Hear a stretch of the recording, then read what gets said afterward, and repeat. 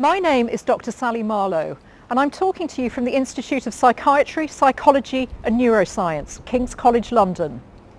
Here at the Institute, we have a relationship with South London and Maudsley NHS Foundation Trust, which contains hospitals like this one, the Maudsley. And we have access to research communities where we can study the extremes of human behaviour. And what might that mean in terms of politicians? Well, there's lots of risk-taking behaviours in politicians. Think about the sexting scandals. There's something about narcissistic personalities, so perhaps personality disorders are a good place to look. And there's stuff about being the firstborn, which might not be about the way your parents deal with you, but might be something to do with siblings.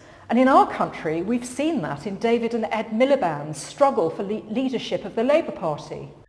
But I'm also interested in what's inside the minds of the voters.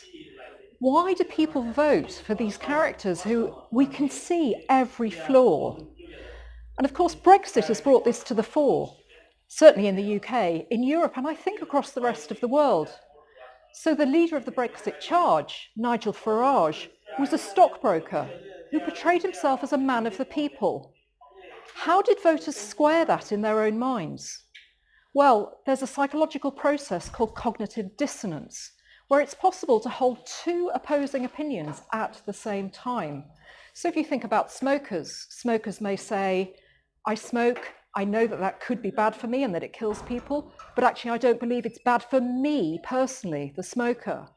So there's something about human beings that we can hold these opposites in mind at the same time. And what does that mean for your two presidential candidates? Well, Trump presents himself as a man of the people, but it appears he's been paying no taxes for 20 years.